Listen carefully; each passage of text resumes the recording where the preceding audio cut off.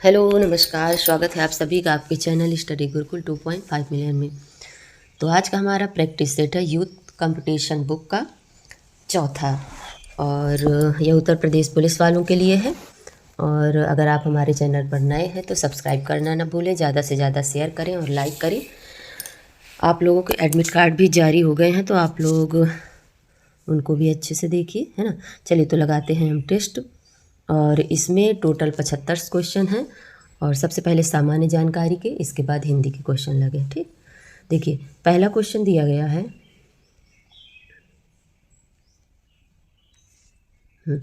पहला क्वेश्चन दिया गया है कि हवा में निम्नलिखित में से कौन सी गैस प्रधान रूप में विद्यमान है, अर्थात सबसे ज़्यादा पाई जाती है। तो हवा में देखा जाए तो हवा में गैसों का मिश्रण 3 है। कौन कौन सी गैसें हैं? नाइट्रोजन हो गया, ऑक्सीजन हो गया और आर्गन हो गया, है ना। तो नाइट्रोजन की मात्रा सबसे ज़्यादा पाई जाती है। कितनी पाई जाती है? तो 78.08% पाई जाती है। कितनी? 78.08% पाई जाती है ना। तो यहाँ पर सही जवाब है ऑप्शन सी। हवा में निम्नलिखित में से कौन सी गैस प्रधान रूप में विद्यमान है? तो नाइट्रोजन। इसके बाद देखा जाए तो ऑक्सीजन की मात्रा कितनी होती है? ऑक्सीजन होती है 20.95%। इसके बाद पूछा जाए आर्गन, तो आर्गन की मात्रा होती है कितनी? 0.93%। ठीक, तो इस तरह हवा में विद्यमान गैसें नाइट्रोजन, ऑक्सीजन, आर्गन है। सबसे ज़्यादा नाइट्रोजन पाई जाती है। चलिए अगला क्वेश्चन है कि ऋग्वेद में निम्नलिखित में से किस देवता की सर्वाधिक महत्ता का वर्णन किया गया है? तो सबसे प्राचीन वेद कौन सा है? ऋग्वेद माना जाता है ना। क्या माना जाता है? ऋग्वेद, जिसमें 1028 सूक्त दिए हैं। तो यहाँ पर सही जवाब क्या होगा? सही जवाब होगा इंद्र, है ना। तो सर्वाधिक महत्ता किस देवता को दी गई है? इंद्र को दी गई है। चलिए आगे बढ़ते हैं और नेक्स्ट क्वेश्चन देखते हैं। राष्ट्रीय पुलिस अकादमी कहाँ पर स्थित है? क्या राष्ट्रीय पुलिस अकादमी कहाँ पर स्थित है? तो सही जवाब होगा हैदराबाद में। ऑप्शन ए इसका राइट आंसर है।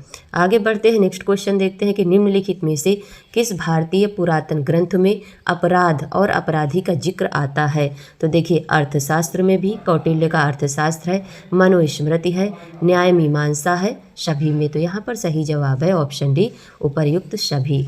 हमारे राज्य में 1090 को किस नाम से जाना जाता है? तो हमारे यहाँ 1090 को किस नाम से जानते हैं? तो सही जवाब होगा women power line. Option C इसका राइट आंसर है। ठीक, आगे बढ़ते और नेक्स्ट क्वेश्चन देखते हैं कि घरेलू हिंसा से महिलाओं की सुरक्षा हेतु अधिनियम कब लागू हुआ था? बात किसकी हो रही है? लागू होने की, है ना। तो सबसे पहले हम देखते हैं कि यह लाया कब गया था। तो घरेलू हिंसा अधिनियम जो है महिलाओं के लिए लाया गया था 2005 में, है ना। कब लाया गया था? 2005 में। लागू कब होता है? तो लागू होता है 2006 में। 26 अक्टूबर 2006 को यह लागू किया जाता है। जम्मू कश्मीर में यह अधिनियम नहीं लागू होता, इतना भी हमें ध्यान रखना है। तो घरेलू हिंसा से महिलाओं की सुरक्षा हेतु अधिनियम कब लागू हुआ? तो 26 अक्टूबर 2006 को लागू किया गया था। नेक्स्ट क्वेश्चन है कि स्टैचू ऑफ यूनिटी किस राज्य में स्थित है? स्टैचू ऑफ यूनिटी किस राज्य में स्थित है? तो सही जवाब क्या होगा? गुजरात राज्य में स्थित है ना। कहाँ पर? गुजरात राज्य में स्थित है। और इसकी ऊंचाई कितनी थी? तो 182 मीटर ऊंचाई थी, और सरदार वल्लभ भाई पटेल की जयंती पर इसे लाया गया था। अगला है कि गोकुल पुरस्कार संबंधित है किससे? तो गोकुल पुरस्कार किससे संबंधित है? सही जवाब होगा हमारा दुग्ध उत्पादन में सहकारिता को बढ़ावा देने के लिए। ऑप्शन बी यहाँ पर राइट आंसर है। इसमें 22,000 रुपये तथा बछड़े की शील्ड दी जाती है ना। गोकुल पुरस्कार में 22,000 रुपये तथा बछड़े की शील्ड दी जाती है। अगला क्वेश्चन है कि भारत और पाकिस्तान के बीच ताशकंद समझौता कब हुआ था? तो भारत और पाकिस्तान के बीच ताशकंद समझौता कब हुआ था? 10 जनवरी 1966 को हुआ था। ऑप्शन ए यहाँ पर राइट आंसर है। ताशकंद कहाँ है? ताशकंद उज्बेकिस्तान में है। ठीक, अगला क्वेश्चन है कि निम्नलिखित में से कौन सा पुर्तगाली उपनिवेश नहीं था? बम्बई, हुगली, मछलीपट्टनम या चौल? तो यहाँ पर सही जवाब क्या होगा? मछलीपट्टनम नहीं था। ऑप्शन सी इसका राइट आंसर है। आगे बढ़ते हैं, नेक्स्ट क्वेश्चन है कि निम्नलिखित में से कौन सा ज्ञान के सिद्धांत पर बल देता है? योग दर्शन, वेदांत दर्शन, सांख्य दर्शन या उपनिषद? तो यहाँ पर सही जवाब है उपनिषद। ऑप्शन डी इसका करेक्ट आंसर है। आगे बढ़ते हैं और नेक्स्ट क्वेश्चन देखते हैं क्या दिया गया है। अगला क्वेश्चन है कि 7 दिसंबर 2021 को प्रधानमंत्री मोदी ने उत्तर प्रदेश के गोरखपुर में विभिन्न विकास परियोजनाओं का लोकार्पण किया। इस परियोजना की लागत क्या थी? तो इस परियोजना की लागत पूछी गई है 9,600 करोड़ रुपए थी। ऑप्शन सी राइट आंसर है। नेक्स्ट क्वेश्चन है कि भारत का प्रथम चल पुलिस थाना कहाँ पर कार्यरत है? भारत का प्रथम चल पुलिस थाना कहाँ पर कार्यरत है? तो इसका सही जवाब है होशियारपुर। ऑप्शन है इसका राइट आंसर है। अगला, 1 मेगाबाइट कितने के बराबर होती है? किसका पूछा गया है? मेगाबाइट का। तो 1 मेगाबाइट होती है 1024 किलोबाइट के। तो यहाँ पर सही जवाब होगा ऑप्शन सी, है ना, इसका राइट आंसर। देखिए 1 बाइट कितने के बराबर होती है? अगर 1 बाइट पूछा जाए तो 8 बिट के बराबर होती है ना। 1 किलोबाइट होती है 1024 बाइट के बराबर। 1 मेगाबाइट होती है 1024 किलोबाइट के बराबर। 1000 गीगाबाइट होती है 1024 मेगाबाइट के बराबर। और 1 टेराबाइट होती है 1024 गीगाबाइट के बराबर। ठीक, आगे बढ़ते हैं और नेक्स्ट क्वेश्चन देखते हैं कि 7 दिसंबर 2021 से अमेरिकी व्यावसायिक पत्रिका फोर्ब्स द्वारा विश्व की 100 सर्वाधिक प्रभावशाली महिलाओं की 18वीं वार्षिक सूची जारी की गई थी। इस सूची में शीर्ष स्थान पर किस अंतर्राष्ट्रीय महिला का नाम है? अंतर्राष्ट्रीय महिला पूछी गई हैं। तो सही जवाब क्या होगा? मैकेंजी स्कॉट, जो संयुक्त राज्य अमेरिका से हैं। अगला क्वेश्चन है कि निम्नलिखित में से किस मुगल शासक ने अंततोगत्वा मेवाड़ के शासक महाराणा प्रताप सिंह के पुत्र राणा अमर सिंह से एक समझौता किया था? तो किसके द्वारा किया गया था? सही जवाब है जहांगीर के द्वारा। ऑप्शन सी इसका राइट आंसर है। नेक्स्ट क्वेश्चन, गरीबी हटाओ का नारा किस पंचवर्षीय योजना का में दिया गया था? तो गरीबी हटाओ का नारा किस पंचवर्षीय योजना के कार्यकाल में दिया गया था? सही जवाब है 5वीं पंचवर्षीय योजना के अंतर्गत। 5वीं पंचवर्षीय योजना कब से कब होती है? तो 1974 से 78 तक मानी जाती है ना, 78 तक। ठीक, और इसमें गरीबी उन्मूलन तथा आत्मनिर्भरता को प्राथमिकता दी गई थी। 5वीं पंचवर्षीय योजना। नेक्स्ट क्वेश्चन है कि निम्नलिखित में से कौन सा युग्म सुमेलित नहीं है? कावेरी नदी, मैसूर का पठार, ताप्ती नदी, बैतूल का पठार, सोन नदी, पेंड्रा का पठार, गोदावरी नदी, त्रिम्बाक का पठार। तो यहाँ पर सही जवाब क्या है? कावेरी नदी। यह सुमेलित नहीं है, बाकी सब सुमेलित है। नेक्स्ट क्वेश्चन, 29 नवंबर 2021 को किस मंत्रालय के द्वारा वर्चुअल माध्यम से भारत युवा व्यावसायिक कार्यक्रम के प्रथम संस्करण की शुरुआत की गई थी? तो किसके द्वारा की गई थी? जल शक्ति मंत्रालय के द्वारा। ऑप्शन सी यहाँ पर राइट आंसर है। नेक्स्ट क्वेश्चन है कि 8 दिसंबर 2021 को जर्मनी के नए चांसलर के रूप में किसने पदभार ग्रहण किया था? तो सही जवाब देख लेते हैं। सही जवाब है ओलाफ स्काल्ज ने। ऑप्शन ए इसका राइट आंसर है। आगे बढ़ते हैं और नेक्स्ट क्वेश्चन देखते हैं। क्या क्वेश्चन दिया गया है? देखिए कटा है क्वेश्चन। तो अक्टूबर 2021 की बात है कि कौन सी शताब्दी एक्सप्रेस एकीकृत प्रबंधन प्रणाली प्रमाणन प्राप्त करने वाली दक्षिण रेलवे की पहली ट्रेन बन गई थी? तो कौन बनी थी? सही जवाब है चेन्नई मैसूर शताब्दी एक्सप्रेस। नेक्स्ट है कि 6 दिसंबर 2021 को किस देश के राष्ट्रपति भारत यात्रा पर आए थे? तो सही जवाब यहाँ पर देख लेते हैं, रूस के। चलिए, करेंट अफेयर्स आप लोग नया देखिए, क्लासें पढ़ी हैं उनको एक बार रिवीजन कर लीजिए, पूरा करेंट अफेयर्स कंप्लीट हो जाएगा। ऑपरेशन ग्रीन संबंधित है किससे? बागवानी से, पौधरोपण से, आलू टमाटर व प्याज की कीमतों में उतार चढ़ाव को रोकने हेतु। तो सही जवाब है आलू टमाटर व प्याज की कीमतों में उतार चढ़ाव को रोकने हेतु ऑपरेशन ग्रीन संबंधित है। ऑप्शन सी राइट आंसर है। गोवर्धन योजना संबंधित है किससे? गोवर्धन योजना संबंधित है किससे? तो यहाँ पर सही जवाब है गोबर एवं ठोस अपशिष्ट का प्रबंधन से। नेक्स्ट, वर्ष 2011 की जनगणना के अनुसार भारत में वयोवृद्ध महिला नागरिकों की संख्या है कितनी? तो क्या पूछा गया? भारत में वयोवृद्ध महिला नागरिकों की संख्या पूछी गई है।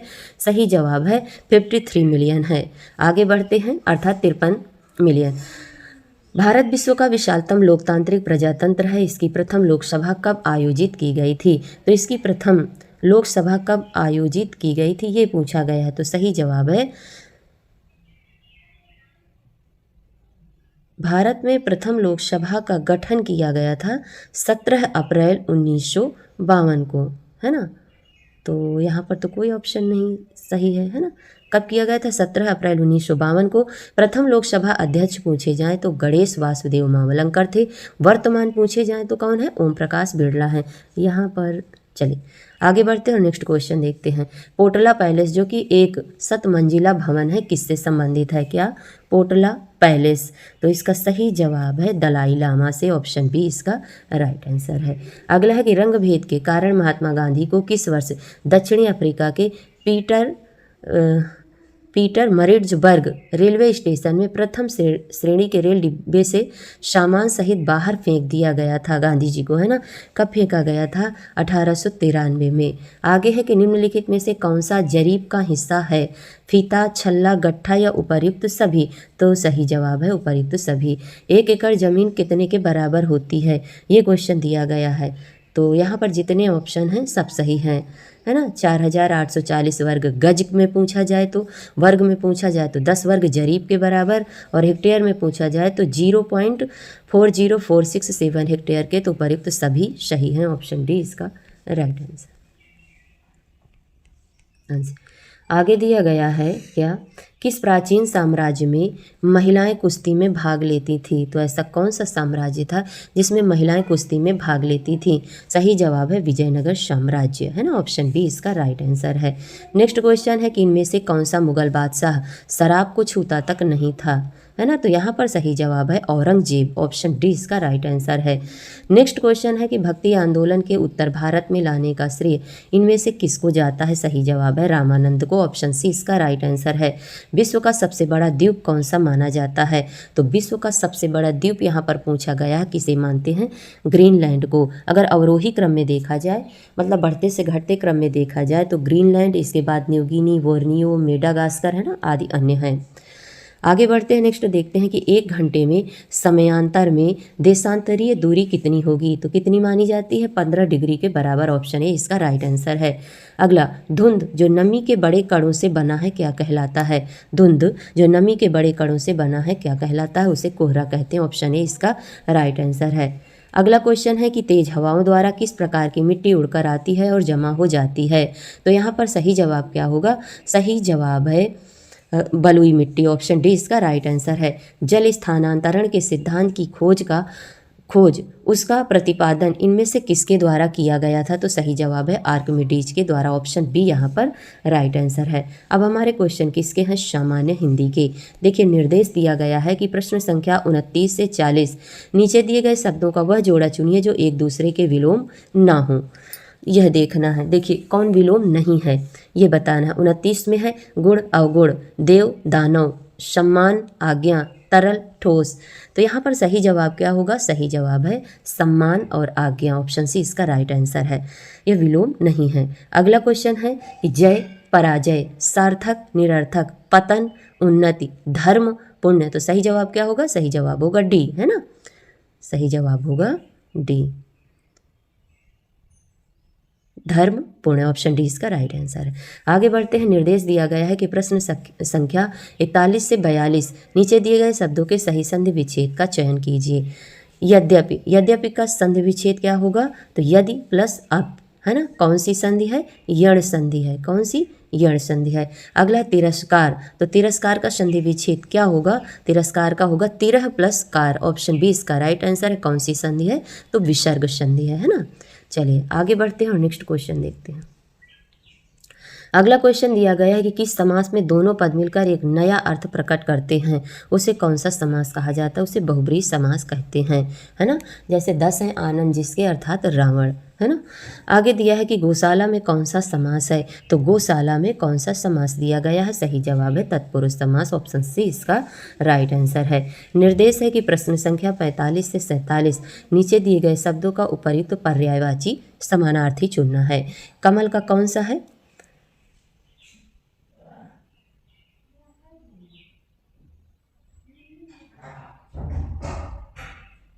तो सही जवाब यहाँ पर देख लेते हैं। कमल का पूछा गया ना, तो कमल का होगा पुंडरीक, ऑप्शन डी इसका राइट आंसर है। जबकि पुष्प का पूछा जाए, फूल का कुसुम प्रसून पुष्प, ये सब किसके हैं?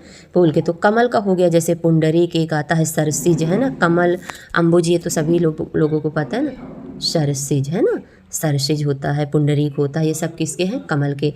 अगला क्वेश्चन है कि अभिलाषा, अभिलाषा का क्या पूछा गया? पर्यायवाची, आकांक्षा, है ना। अभिलाषा का क्या होगा, आकांक्षा, ऑप्शन ए इसका राइट आंसर है। अच्छा देखिए अहंकार का पूछ लिया जाए तो अहंकार का होता है अभिमान, दर्प, गुरूर, दंभ, मद, ये सब किसके हैं, तो अहंकार के होंगे। आगे बढ़ते हैं, आकाश, आकाश का क्या होगा, द्रग, व्योम, विप्र, कगार, तो व्योम होगा, है ना, ऑप्शन सी इसका राइट आंसर है। आगे बढ़ते हैं, निर्देश दिया गया है कि प्रश्न संख्या 48 और 50 निम्नलिखित मुहावरों लोकोक्तियों के लिए उचित विकल्प को चुनिए। पौ 12 होना अर्थात लाभ ही लाभ होना, ऑप्शन सी इसका राइट आंसर है। पौ 12 होना, लाभ ही लाभ होना। आगे है गंगा नहाना, मतलब कार्य पूरा कर निश्चिंत होना, है ना। गंगा नहाना, कार्य पूरा कर निश्चिंत होना, ऑप्शन बी इसका राइट आंसर है। आगे देखते हैं कि नेक्स्ट क्वेश्चन है आंख लगना अर्थात नींद आना, ऑप्शन सी इसका राइट आंसर है। नेक्स्ट क्वेश्चन है निर्देश प्रश्न संख्या 51 से 53 तक रिक्त स्थान की पूर्ति कीजिए। 53 अंधों में क्या, कान्हा राजा, है ना, तो ऑप्शन सी इसका राइट आंसर है। आगे बढ़ते हैं, के अंधे को हरा ही हरा नजर आता है, बचपन के या सावन के अंधे को, या आँख के अंधे को, या बात के अंधे को, तो यहाँ पर सही जवाब होगा सावन के अंधे को हरा ही हरा नजर आता है। काला अक्षर भैंस बराबर, ऑप्शन सी इसका राइट आंसर होगा, है ना, 53 का। आगे दिया गया कि निम्नलिखित वाक्य में प्रथम, तो क्या है, प्रश्न 1 और 6 के अंतर्गत बीच में जो 4 अंश हैं उनको हमें क्रम में रखना है। देखिए क्या दिया गया है, फर्स्ट पर दिया है कि गृहिणी गृहस्थ जीवन रूपी नौका की वह पतवार है ना। तो इसके बाद हमें क्या जोड़ना है, इस नौका को बचाती हुई थपेड़ों और भंवरों से, जो अपनी बुद्धिमत्ता, चरित्र बल और त्यागमय जीवन से, तो हमें इसमें मिलान करना है ना। तो करते हैं मिलान। देखिए हाँ क्या दिया गया है, मिलान देख लीजिए, इतना समय भी नहीं है, हम भी मिलाते रहेंगे। हाँ किनारे तक पहुँचता है, ये दिया गया है ना। आगे क्या दिया गया है, किनारे तक पहुँचता है, तो यहाँ पर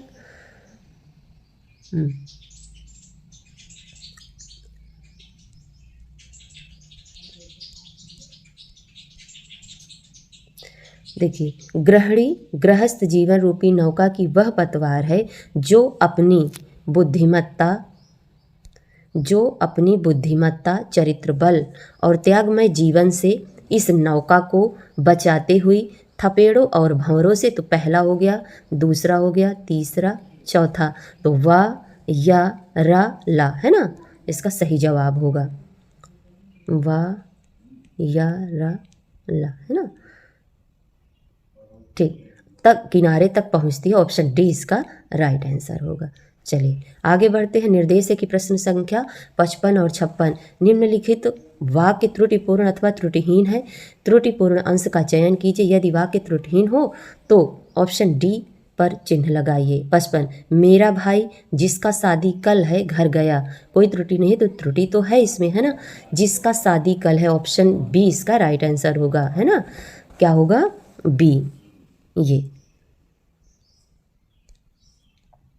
आगे है कि नेक्स्ट क्वेश्चन है क्या, इधर आजकल मौसम की वर्षा हो रही है, कोई इधर आजकल, तो गलत कौन सा हो गया, 56 का ए, है ना, इधर आजकल नहीं होगा। आगे दिया गया है निर्देश प्रश्न संख्या 57 से 59 तक निम्नलिखित वाक्यांश के लिए एक शब्द का चयन कीजिए। तो गोद लिया हुआ पुत्र क्या कहलाता है, गोद लिया पुत्र क्या कहलाता है, दत्तक, ऑप्शन बी इसका सही जवाब है ना। और जो एकाग्र होकर काम करे उसे दत्तचित्त कहते हैं, है ना। और पति पत्नी के जोड़े को दंपत्ति कहते हैं, जो त्याग करने के योग्य हो उसे त्याज्य कहा जाता है। अगला क्वेश्चन है 58, जो मापा ना जा सके उसे क्या कहते हैं, जो मापा ना जा सके उसे अपरिमेय कहते हैं, ऑप्शन ए इसका राइट आंसर है। अच्छा आगे दिया है कि जो पिया ना जा सके उसे अनुपेय कहते हैं, जिसे हम पी ना सकें, है ना, जिसको पिया ना जा सके उसे अनुपेय कहते हैं। जो अभी तक मापा ना गया हो उसे अमापित कहते हैं, जो अभी तक मापा ना गया हो उसे अमापित कहते हैं। आगे जो किए गए उपकारों को मानता हो, है ना, मानता है तो उसे कृतज्ञ कहते हैं, ऑप्शन बी इसका सही जवाब है। जो उपकारों को ना मानता हो उसे कृतघ्न कहते हैं, है ना, ठीक। आगे बढ़ते हैं। अगला क्वेश्चन, मैंने रमेश से पत्र लिखवाया, इस वाक्य में लिखवाया किस प्रकार की क्रिया है? लिखना नहीं, दूसरे से लिखवाई जाए तो उसे क्या कहते हैं, कौन सी क्रिया कहलाएगी? यहाँ पर सही जवाब होगा प्रेरणार्थक की क्रिया, अर्थात जो कार्य हम स्वयं न करें दूसरे से करवाएं। लिखना नहीं, लिखवाया, है ना, पढ़ना नहीं, पढ़वाया। ऑप्शन सी इसका राइट आंसर है। नेक्स्ट क्वेश्चन है कि मलिक मोहम्मद जायसी द्वारा रचित पद्मावत किस भाषा में लिखी गई है? तो पद्मावत किस भाषा में लिखी गई है? सही जवाब है अवधी भाषा में। ऑप्शन बी इसका राइट आंसर है। नेक्स्ट क्वेश्चन है कि दिग्दर्शन का संधि विच्छेद क्या होगा? दिग्दर्शन का संधि विच्छेद होगा दिग प्लस दर्शन का आधा, है ना, फिर दर्शन। ऑप्शन डी इसका राइट आंसर है। ठीक, नेक्स्ट क्वेश्चन है कि वृक्ष से पत्ते गिरते हैं, मतलब वृक्ष से पत्ते अलग हो रहे हैं, कौन सा कारक होगा? अपादान कारक होगा। ऑप्शन ए इसका राइट आंसर है। निर्देश, प्रश्न संख्या 64 से 66 तक निम्नलिखित असमार्थक शब्द का चयन कीजिए, अर्थात जो समानार्थी नहीं है। पीड़ा, संकट, व्यथा, दर्द, तो इनमें कौन सा असमार्थक पूछा गया है? सही जवाब क्या होगा? संकट, है ना। पीड़ा, व्यथा, दर्द एक है, संकट अलग होगा। नेक्स्ट क्वेश्चन, स्नेह, अनुराग, द्वेष, प्रीति, इनमें से कौन सा अलग आप लोगों को लग रहा है? सही जवाब है द्वेष। स्नेह, अनुराग, प्रीति सब प्रेम के हैं, द्वेष अलग हो जाएगा। अगला क्वेश्चन है, देखिए अगला दिया गया है कि इनमें से कौन सा अलग है? जन्म, मृत्यु, उगना, उत्पादन, तो जन्म होना या उगना या उत्पादन एक है समानार्थी, मृत्यु अलग है। ऑप्शन बी इसका राइट आंसर। निम्नलिखित वाक्यों में से शुद्ध वाक्य का चयन कीजिए। भारत में अनेक जाति है, भारत में अनेकों जाति हैं, भारत में अनेक जातियां हैं, भारत में अनेकों जातियां, तो अनेकों तो होगा ही नहीं, है ना, ये दोनों कट गए। अब भारत में अनेक जातियां हैं या भारत में अनेक जाति हैं, इसमें हमें देखना है सही जवाब क्या होगा।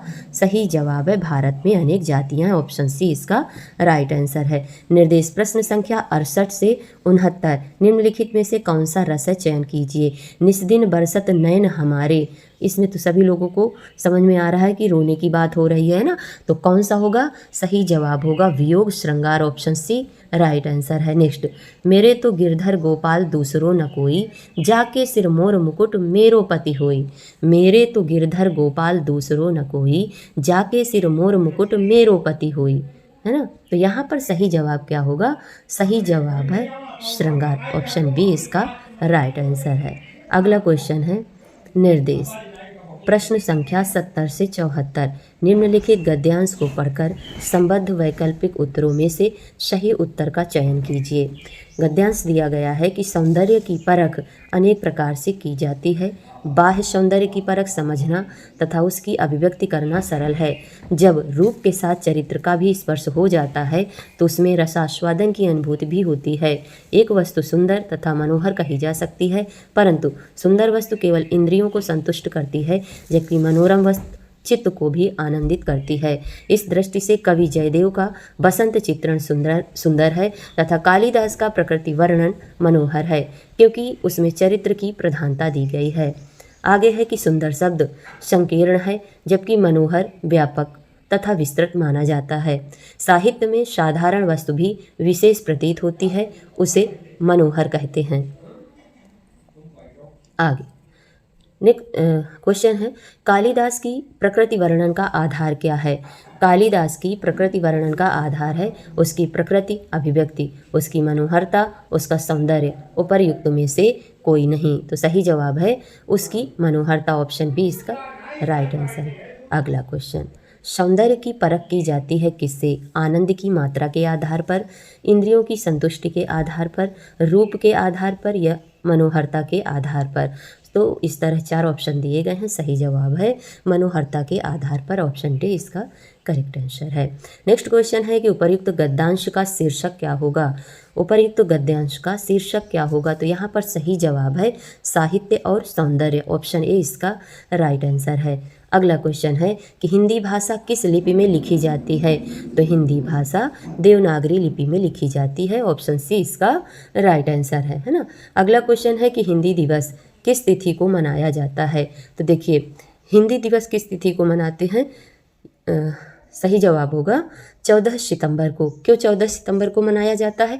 क्योंकि 14 सितंबर 1949 को इसे राजभाषा के रूप में घोषित किया जाता है, तो इसीलिए 14 सितंबर को हिंदी दिवस के रूप में मनाते हैं। अगला और अंतिम क्वेश्चन देख लेते हैं क्या दिया गया है। अंतिम क्वेश्चन है हमारा, भाषा के शुद्ध रूप का ज्ञान किससे होता है? लिपि से, व्याकरण से, या लिखित भाषा से, या उपर्युक्त में से कोई नहीं। तो यहाँ पर सही जवाब है व्याकरण, ऑप्शन बी इसका राइट आंसर है। तो आज का टेस्ट हमारा यहीं से समाप्त होता है। वीडियो अच्छी लगे तो लाइक करें, शेयर करें, सब्सक्राइब करें, सहयोग बनाए रखें। वीडियो देखने के लिए आप सभी लोगों का धन्यवाद, है ना।